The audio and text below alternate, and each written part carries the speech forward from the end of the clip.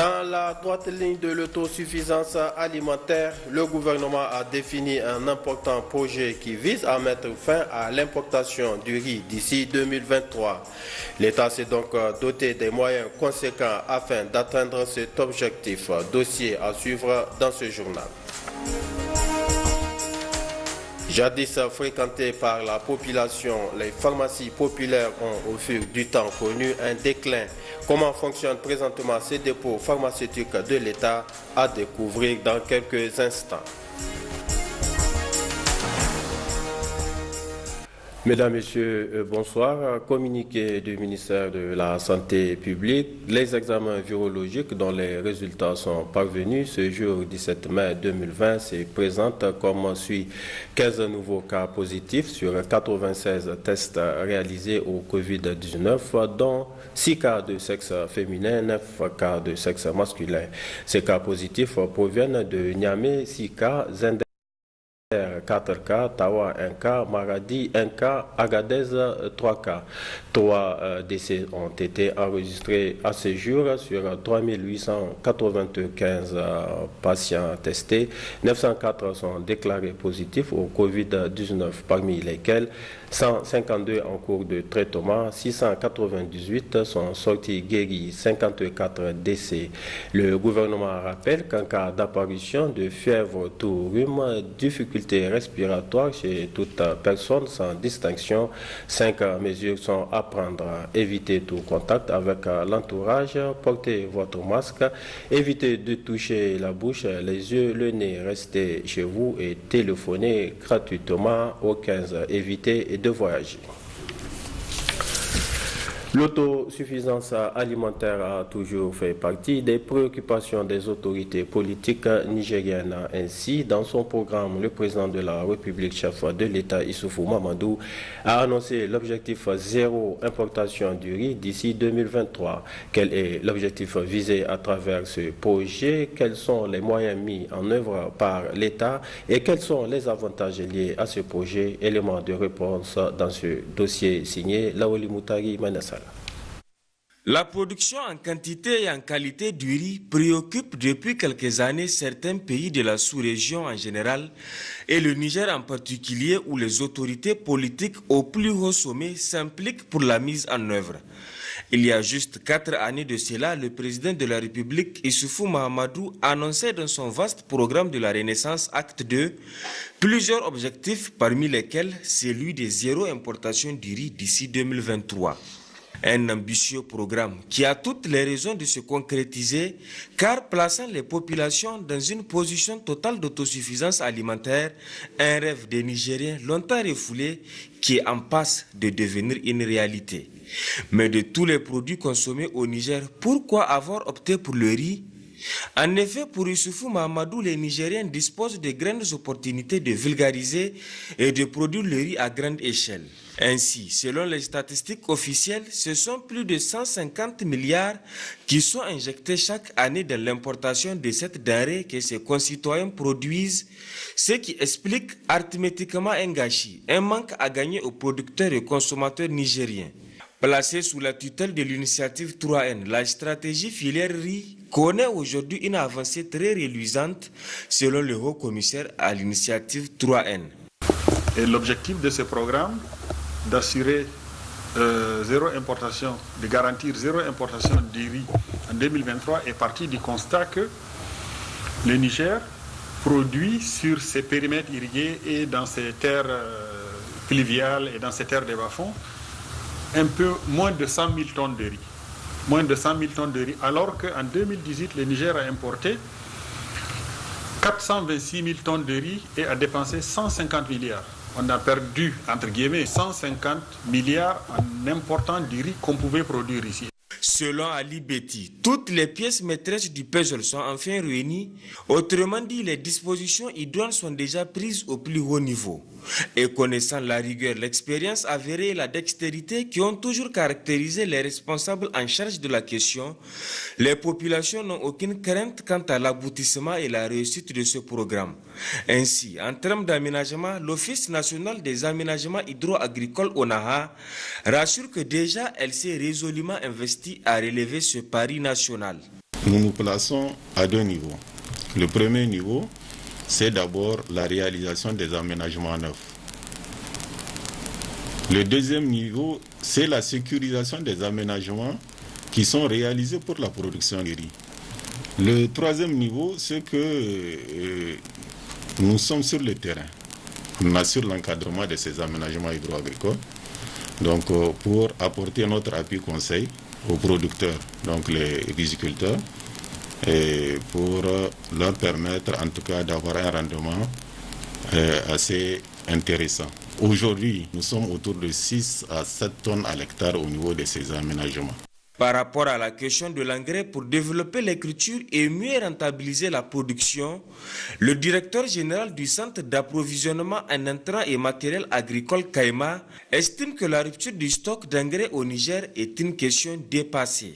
En 2019, on avait déjà un stock résiduel de 11 000 tonnes et on avait passé une commande de 45 000 tonnes.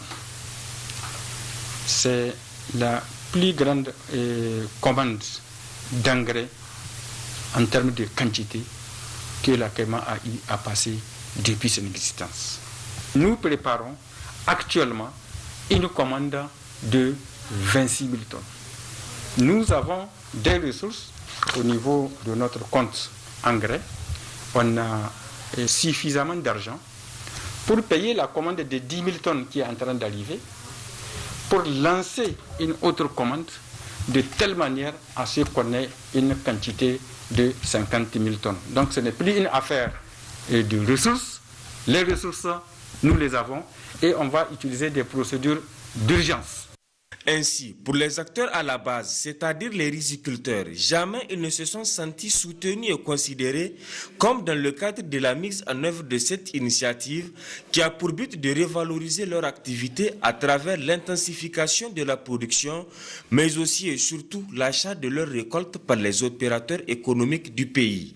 Le programme est vraiment un bon programme parce que du moment où tout un pays qui n'arrive pas à s'auto-nourrir, je pense qu'il n'est pas autonome. Donc c'est normal qu'on arrête l'importation du riz. Si on dit qu'on veut produire du riz, il faut aménager les terres.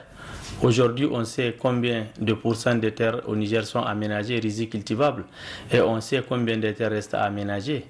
Je pense que si on veut produire, forcément il faut aménager. Et il faut aussi avoir des statistiques fiables qui vont nous orienter. Il faut qu'on modernise les outils de la production, les outils de la transformation et disposer de nouveaux modèles de commercialisation pour que les riz soient compétitifs. Le haut-commissaire à l'initiative 3N, responsable de la mise en œuvre de ce titanesque projet du président de la République, a fini par vanter toutes les qualités du riz nigérien avant de détailler les mesures d'accompagnement ainsi que toutes les facilités qui seront accordées aux producteurs en vue de multiplier la production pour couvrir les besoins de la population.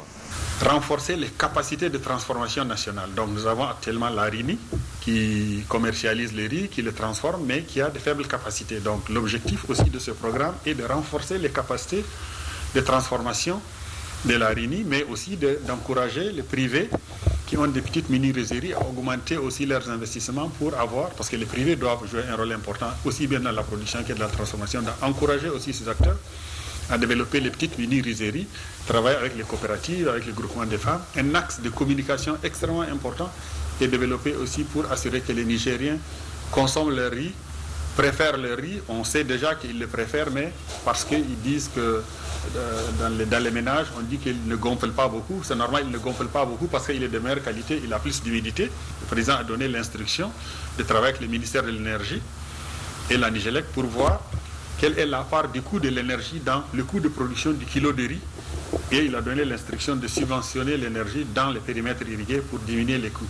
Et l'ensemble des actions qui vont être mises en place, y compris les actions avec le ministère des Finances, qui consistent à voir quelles incitations il faut donner et quelle exonération il faut donner à la filière. Avec tout le dispositif mis en place, l'État du Niger est aujourd'hui en passe de matérialiser un idéal cher aux populations, car une fois finalisé, désormais au Niger, l'on consommera un riz produit et transformé par les Nigériens et débarrassé de tout produit chimique nocif à la santé des consommateurs, ce qui contribuera sans doute à l'atteinte de l'objectif fin zéro du programme de la renaissance du président de la République Issoufou Mahamadou, un idéal caressé par le peuple nigérien et ses autorités depuis près d'un siècle. Estimé à plus de 21 milliards de francs CFA, les travaux de construction de l'immeuble à usage de bureau au profit du ministère des Finances sont à un taux d'exécution de 80%. C'est donc un immeuble à 16 étages dont la fin des travaux est prévue en juillet prochain. Issouf Code. Bien qu'érigé sur une surface creuse, l'immeuble du ministère des Finances se remarque à distance sous plusieurs angles, ravissant ainsi la vedette au légendaire immeuble El Nasser des années 60, s'imposant majestueusement devant l'immeuble Sonara, mode 1980, et même le tout nouveau bijou Hôtel Radisson se fait tout petit devant ce gargantuesque chef-d'œuvre qui continue son ascension de 75 mètres du haut. Débuté le 1er juillet 2019 pour un délai de 16 mois et d'ailleurs, selon des sources proches, l'on pourrait même achever les travaux avant le délai contractuel de ces 16 mois. Ce qui prouve de la façon dont sont diligentés les travaux repartis entre 600 personnes, soit 50% des Nigériens. Il n'eût été l'avènement du Covid-19 qui a quelque peu ralenti les travaux où l'effectif a été réduit à 401 travailleurs, dont 214 Nigériens, soit 53% de l'effectif. L'ouvrage construit sur un terrain d'environ 22 700 m² est réparti ainsi qu'il suit. Un bloc composé d'un immeuble, d'un sous-sol et 16 étages. Des locaux techniques, des parkings au sous-sol et extérieurs non couverts d'environ 120 véhicules. Le taux d'exécution a, à ce jour, atteint 80%. Hormis les travaux à proprement parler, il faut noter qu'au départ, la zone ne disposait pas de système d'évacuation d'eau de ruissellement, ce qui a amené à une concertation entre les partenaires et les ministères concernés afin d'effectuer les travaux de canalisation jusqu'à Gontou-Yéna. Autre motif de satisfaction, au vu de la complexité de l'ouvrage, la SOUMA, après réception, a promis d'accompagner l'État nigérien par une formation des locaux pour l'entretien de l'ouvrage. Pour une question d'ordre sécuritaire, l'accès aux locaux est strictement interdit car c'est la phase d'installation des ascenseurs, sans compter les poses de moquettes, la peinture, le carrelage, les groupes électrogènes, le système d'aération qui sont quasiment terminés. C'est en tout cas un véritable chef-d'œuvre sorti de la terre, fruit d'une promesse parmi tant d'autres. Et toutes ont apparu à grand jour. Oui, la modernisation de nos villes et la réalisation des infrastructures routières figurent en bonne place dans le programme de la Renaissance initié par le président de la République, Issoufou Mahamadou. Le projet de construction du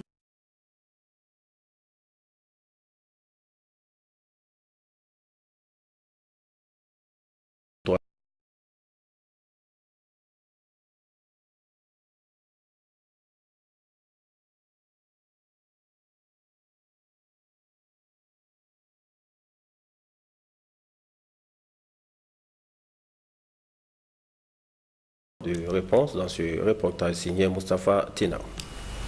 D'un coût global de 50mois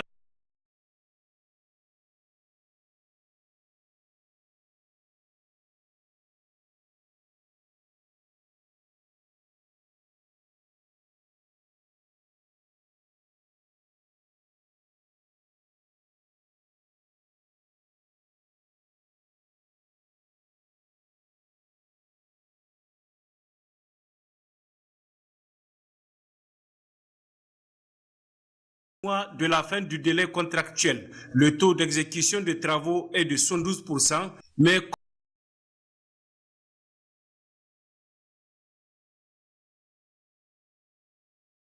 comme on peut s'en douter, l'avènement de la pandémie à coronavirus a impacté un tant soit peu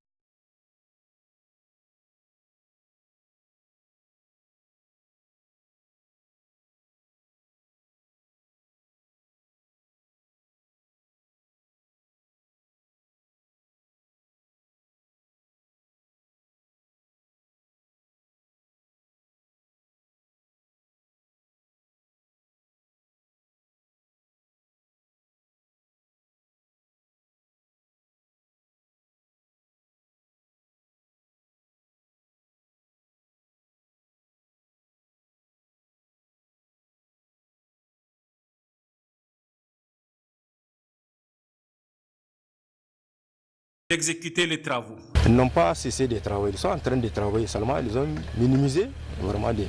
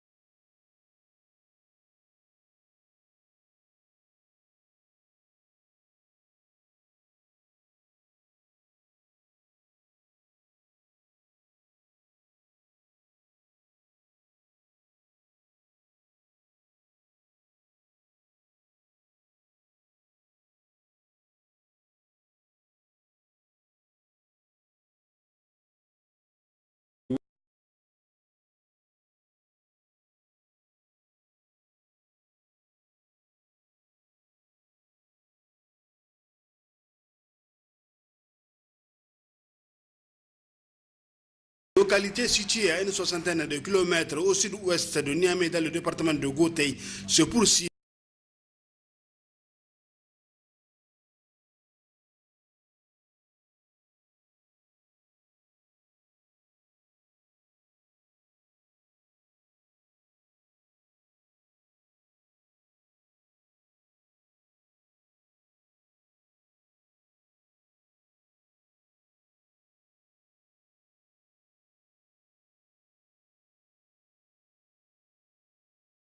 En vue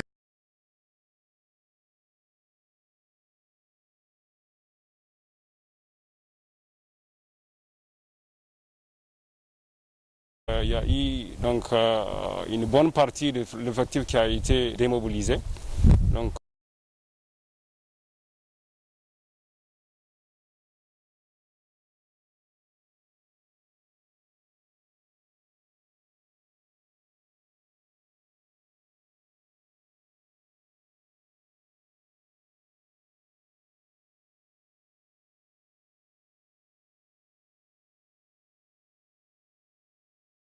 toujours est-il, nous avons approché l'entreprise pour lui notifier que, vu l'amélioration et la maîtrise de cette pandémie, donc il va falloir repenser le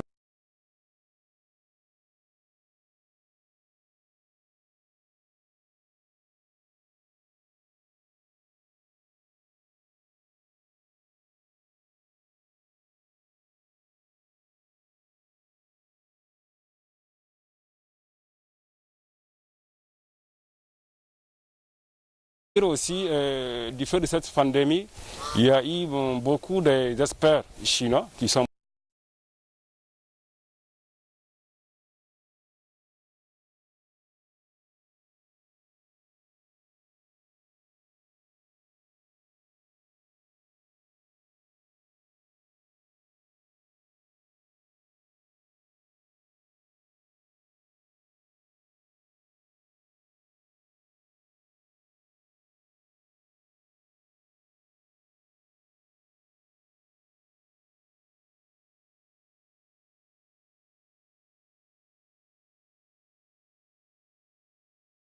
de cet ouvrage-là, on a aussi les travaux connexes. Pour ce qui est des travaux connexes,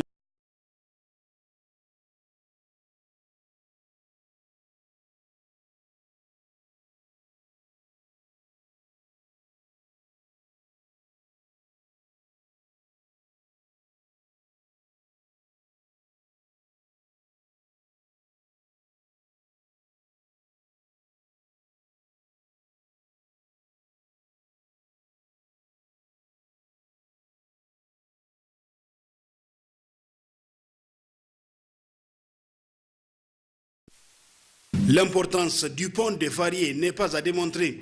Ce projet qui donne de l'emploi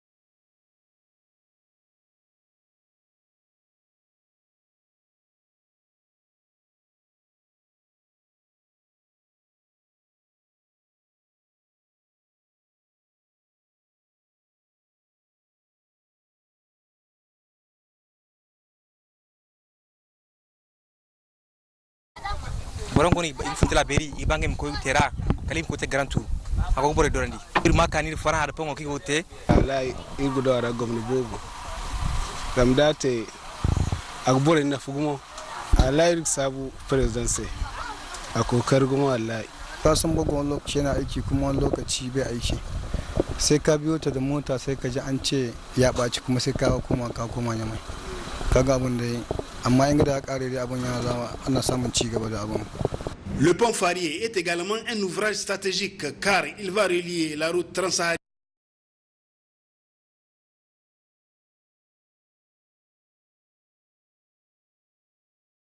RTS au réseau de la CEDEAO. Il aura comme impact la diminution des coûts généralisés.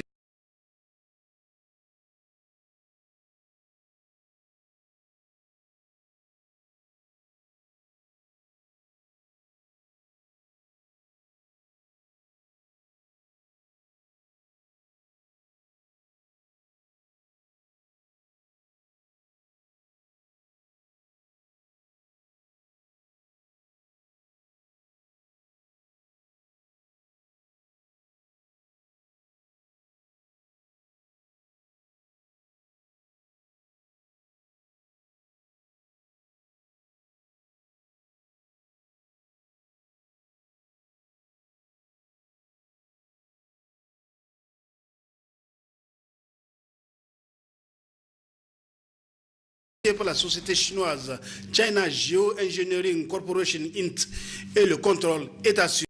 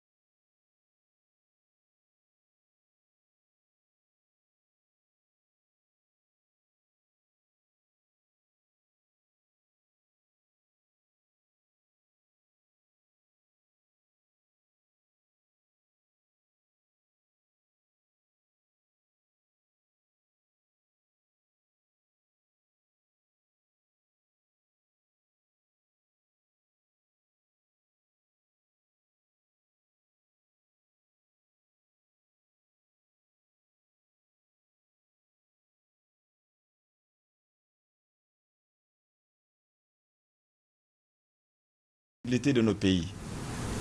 En Afrique, pour ainsi paraphraser Van Gogh dans son ouvrage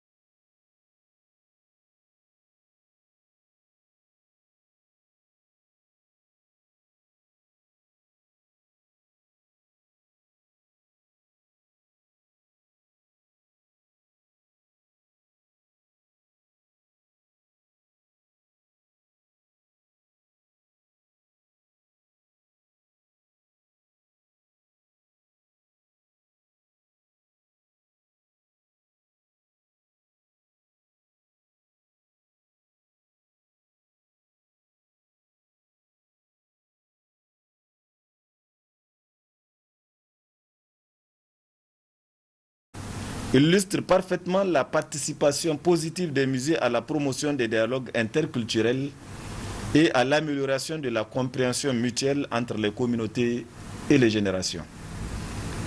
Cette journée vise principalement à devenir un point de ralliement pour à la fois célébrer les différentes perspectives qui composent les communautés et le personnel des musées et promouvoir des outils pour identifier et surmonter les préjugés dans ce qu'ils affichent et les histoires qu'ils racontent.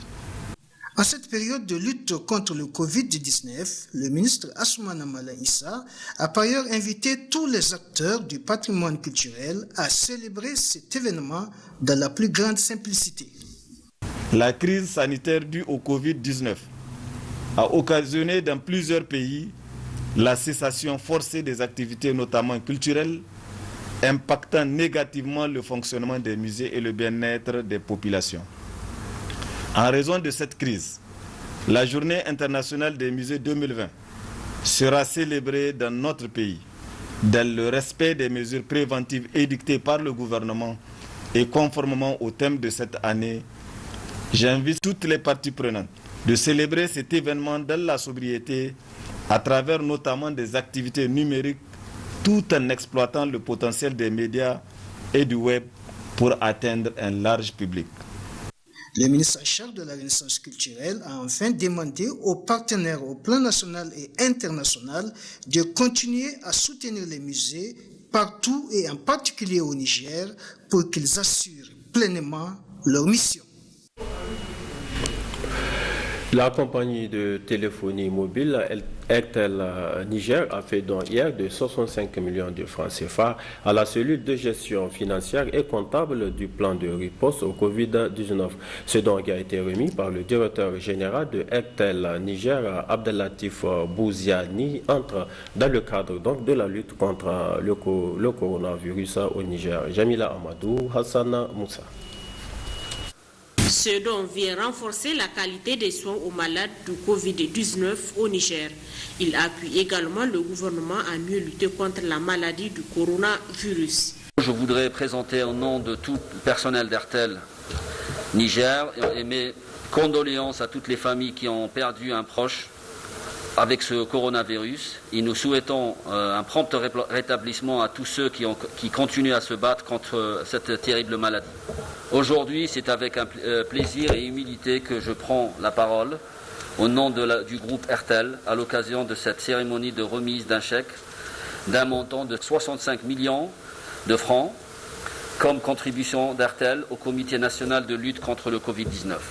Au-delà de sa mission d'entreprise commerciale, Airtel a toujours démontré qu'elle était une société citoyenne, qui a le souci de l'amélioration des conditions de vie des populations au sein desquelles ses activités en participant aux efforts des autorités dans le secteur social.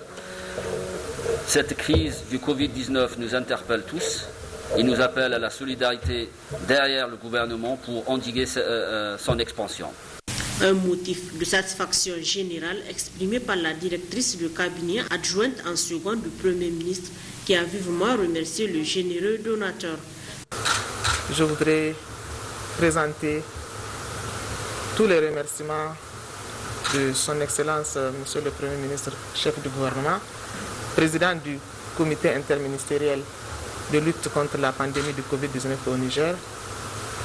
La gratitude suite donc à cette offre très généreuse que vous venez donc d'apporter. Et je voudrais vous garantir que ce fonds sera utilisé à bon escient dans le cadre donc de la prise en charge de cette lutte. La compagnie de téléphonie mobile Airtel Niger est toujours présente pour aider les populations en vue d'apporter des initiatives louables visant à contribuer au développement socio-économique du pays. À l'intérieur du pays, le gouverneur de la région d'Agadez a visité hier quelques stands de confection de bavettes dans le cadre de la lutte contre le Covid-19.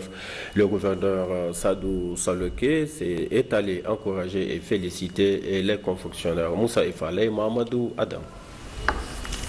Accompagné du président de la délégation spéciale d'Agadez et les autorités sanitaires, le gouverneur de la région d'Agadez, Sadou Soloké, s'est rendu au niveau des ateliers de couture dans la commune urbaine d'Agadez pour constater et voir de visu les dispositions prises pour confectionner 300 000 bavettes pour lutter contre le Covid-19. La visite de ce matin m'a permis de constater que Agadez est très bien équipé en professionnels, en outillage et en jeunes formés.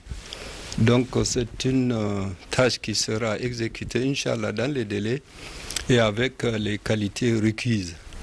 Parlant de qualité, nous avons dans notre délégation le directeur régional de la santé publique pour attester de la qualité du tissu. Nous sommes rassurés que l'ensemble des ateliers que nous avons visités utilisent de la matière homologuée. Pour sa part, le président de la délégation spéciale d'Agadez a rassuré le gouverneur de la région d'Agadez que les délais accordés dans la confection des bavettes et la qualité seront respectés. Ces maîtres tailleurs nous ont fait confiance et nous ont rassuré qu'ils vont faire de leur mieux malgré les préoccupations des populations pour la fête, pour pouvoir au moins nous disposer d'ici dimanche d'une quantité peut-être pas totale, mais aussi suffisante pour pouvoir donc couvrir les besoins de la région. Les jeunes filles et garçons et la matière d'œuvre sont fortement mobilisés pour atteindre les résultats attendus. Vous avez vu les jeunes, comment ils sont mobilisés. La matière d'œuvre et outillage est à notre disposition à l'heure actuelle. À peine ce qu'il nous restait un tiers pour la livraison de cette matière d'œuvre, c'est-à-dire ici. Alors, de ce qui est du fil aussi, on a presque tout le nécessaire. Au niveau des équipements, Dieu merci, aussi, tout marche bien. Et pour encore mieux comprendre, on a même déjà commencé à faire l'emballage. Vous voyez, là c'est un lot de 20 x 8, ça fait 160. Visiblement satisfait du travail abattu, le gouverneur de la région d'Agadez, Sadou Soloké, a vivement encouragé et félicité à chaque étape l'équipe de jeunes filles et garçons mobilisés pour la confection dans les meilleurs délais de 300 000 bavettes en vue de lutter contre la maladie à coronavirus. Dans l'exercice de leurs fonctions, les agents du secteur de la santé sont exposés à plusieurs risques afin donc d'améliorer les conditions de vie et de travail de ces agents dans cette noble mission. L'État a signé un protocole d'accord avec les syndicats du secteur de la santé le 20 avril 2019. Ce protocole d'accord est relatif à la régularisation des indemnités et autres avantages alloués à ces agents en position de stage de formation. Reportage Achetou Bawa, Tigani Ibrahim. Une année après la signature du protocole d'accord, le décret fixant les montants d'indemnités et autres avantages alloués aux agents de santé en position de stage de formation rentre en vigueur. La décision a été prise le 8 mai dernier lors du Conseil des ministres. Ce décret vient en effet soulager les multiples difficultés auxquelles font face ces agents, dont entre autres la baisse des revenus et les charges supplémentaires liées aux études.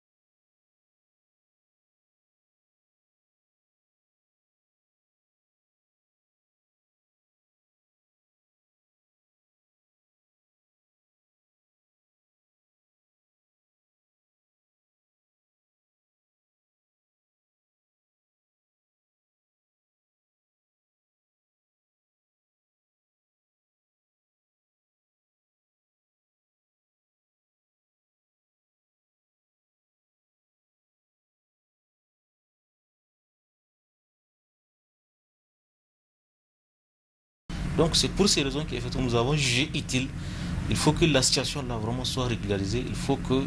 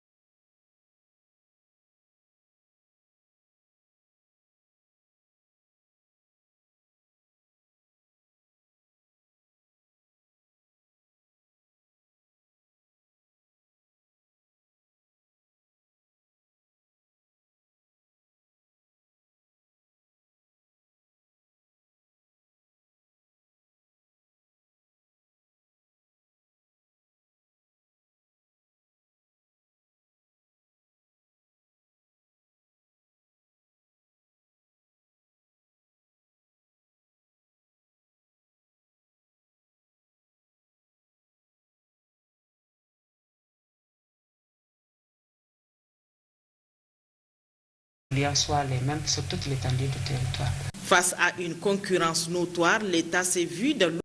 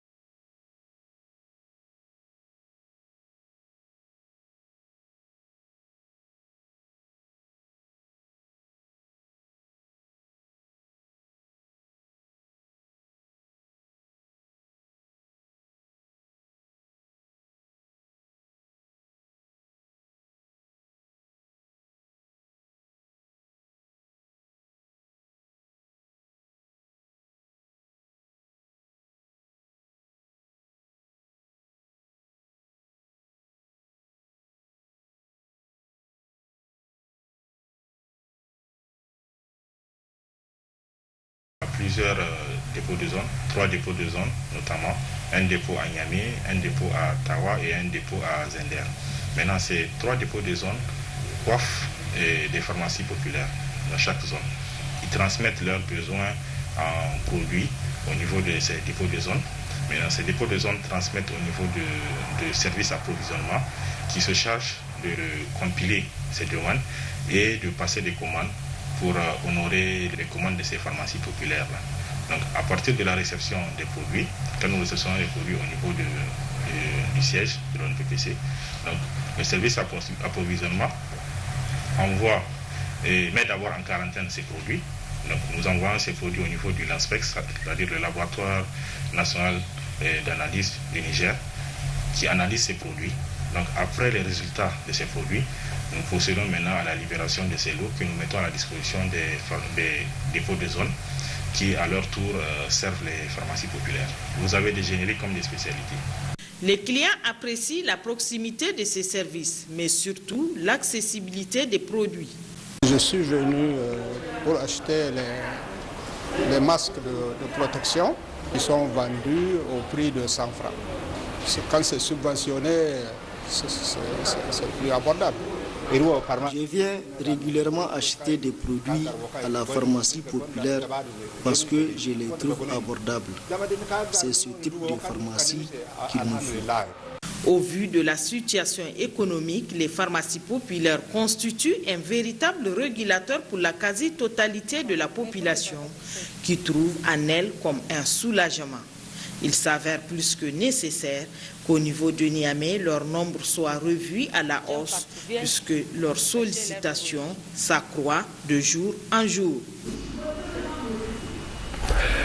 À la découverte toujours des structures de l'État, la rédaction de Télé Sahel s'est également intéressée au fonctionnement de la cellule centrale de protection des femmes et des mineurs, une structure rattachée à la gendarmerie nationale. Les missions et les activités que mène la cellule dans ce reportage signé Ismaël Daouda et Askou Jibrila.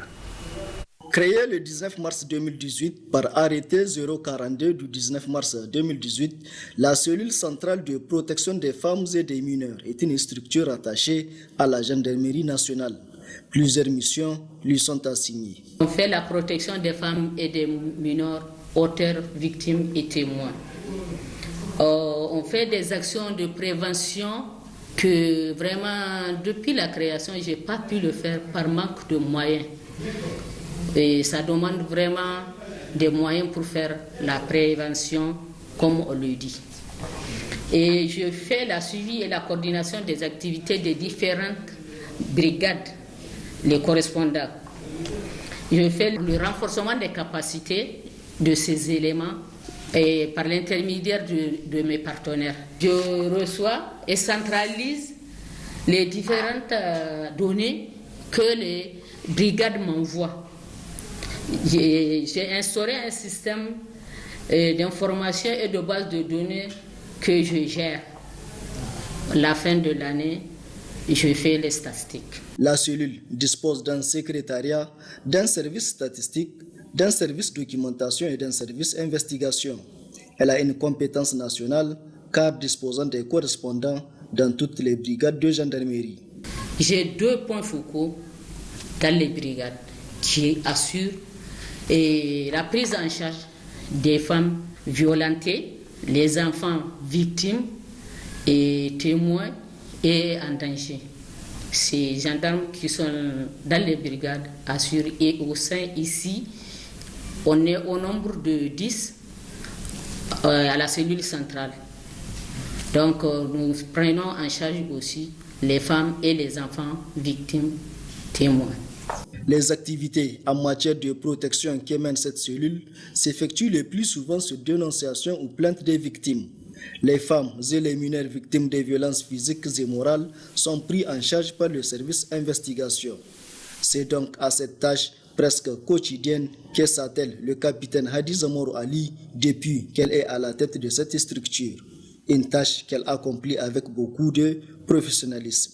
J'arrive à gérer la cellule en tant que chef et j'arrive à gérer mon foyer sans problème parce que je suis habituée et je fais partie des premières femmes gendarmes, donc je suis vraiment déjà vaccinée et le problème qu'une femme peut avoir c'est vraiment avec son mari.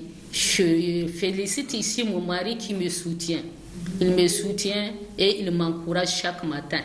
La cellule centrale de protection des femmes et des mineurs est située au niveau de la brigade de recherche de la gendarmerie nationale. Pour une efficacité dans le travail, un service AIKE est initié. Il a donc pour rôle l'enregistrement des plaintes provenant des victimes ou des partenaires. Le rendez-vous des parieurs est pour clore cette édition. La Loterie nationale du Niger, la Lonani, a procédé cet après-midi au tirage Loto Balsa 590 dénommé Gomni. Le tirage s'est déroulé sous la supervision d'un huissier de justice. Chers téléspectateurs, aimables parieurs de la Loterie nationale, bonsoir et bienvenue à cette passionnante émission consacrée au tirage Loto Balsa 590 de ce dimanche 17 mai 2020. En présence de l'huissier de justice Maître Chalari Aboubakar, nous allons évoluer avec le 279e tirage. Gomni. Place au jeu et bonne chance à tous.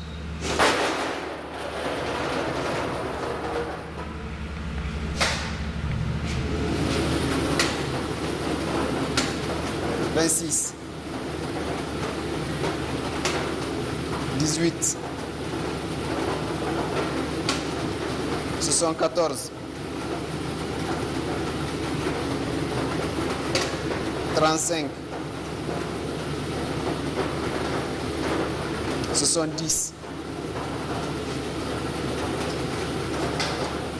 Amis parieurs, nous sommes au terme de cette opération de tirage. Les numéros gagnants sont les suivants: 26, 18, 74, 35, 70.